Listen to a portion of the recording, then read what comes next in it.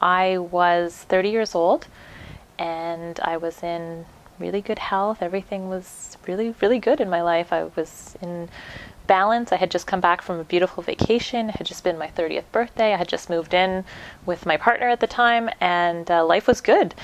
I had no health issues and no health concerns. And one day I was eating lunch at my office, and the story was told to me because I don't remember really exactly what happened, but I was with two colleagues, and they said that one minute I was at the lunch table eating a sandwich and I was fine, and then the next I said, I don't feel great. I put my head down on the desk and I collapsed onto the floor.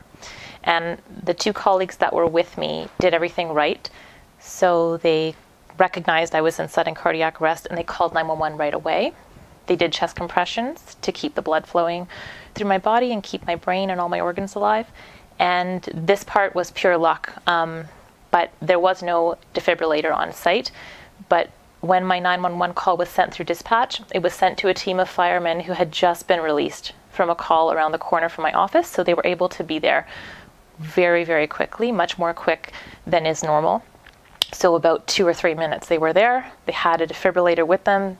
They shocked my heart twice, and they were able to stop that abnormal rhythm that caused me to have a cardiac arrest, and they saved my life. Then they brought me to the hospital, where they kept me in a coma just to let my body rest and do all kinds of tests to assess what had happened. And they ended up determining that I did have a sudden cardiac arrest because of a dangerous arrhythmia called ventricular fibrillation, which is where the heart, it doesn't really beat normally. Instead of pumping blood normally, it just starts to shake. So nothing's working. I just don't know, like, if one thing had been different, if the outcome would have been different.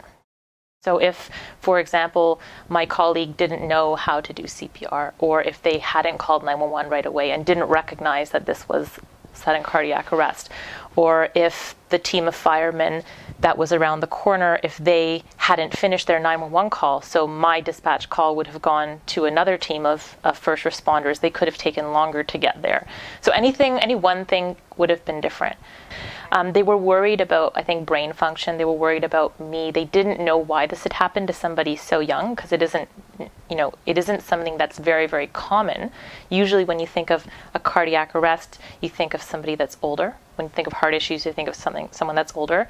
But I think, the more I've learned about it, the more I realized that this can happen to anybody at any time.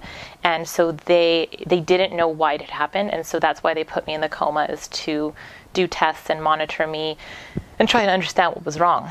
So it happened on a Friday afternoon, and I was in the hospital all weekend, and my best friend had driven into town, and he was sitting with me on Sunday, I think early morning, and he was talking to me, asking me questions, and I think questions like where I could squeeze his hand to answer yes or no.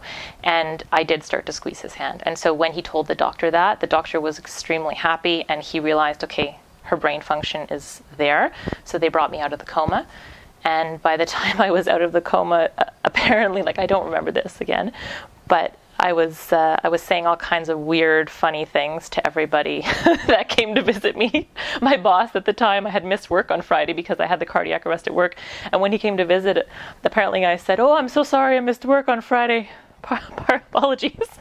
I think I'd attribute the fact that my brain function is fully there. I'd attribute that to the quick reaction of my colleagues who were there. So number one, the fact that they recognized something was very wrong and they called 911 right away. They didn't delay that. And number two, that they were able to start chest compressions so that they were pumping the blood around my body and keeping my brain oxygenated. And I think that's a key.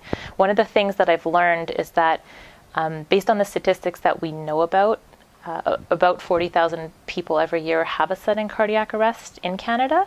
And right now, only about 10% of people survive, more or less. So that's, if you think of it, 90% of people will not survive. And this is because there are not enough people trained that are comfortable to react and start chest compressions and give that person a chance. Because you're not guaranteeing that you're going to save the person's life, but you're giving them a much better chance than if you stand there and do nothing. Because if a person has cardiac arrest, you're their last hope. They're already they're already dead. They're not going to come back unless you do something. It was, I mean, I still feel, and I did feel like, how could I ever repay them? How could I ever say thank you enough?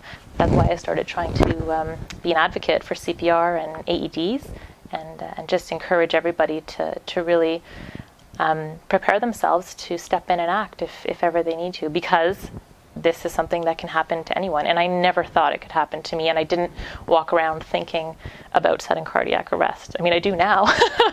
They suggested that I have something called an ICD, so it's an implantable cardioverter defibrillator. So instead of an external defibrillator, it's a defibrillator that's inside me. So it's constantly monitoring my heart rate. And if ever I did go into cardiac arrest again, the machine inside me would know to deliver a life-saving shock. It's just on the left side here. So they made like a little incision. It goes underneath the muscle, so you can't really see it. And it heals up, and there's a lead or a wire that's attached to my heart.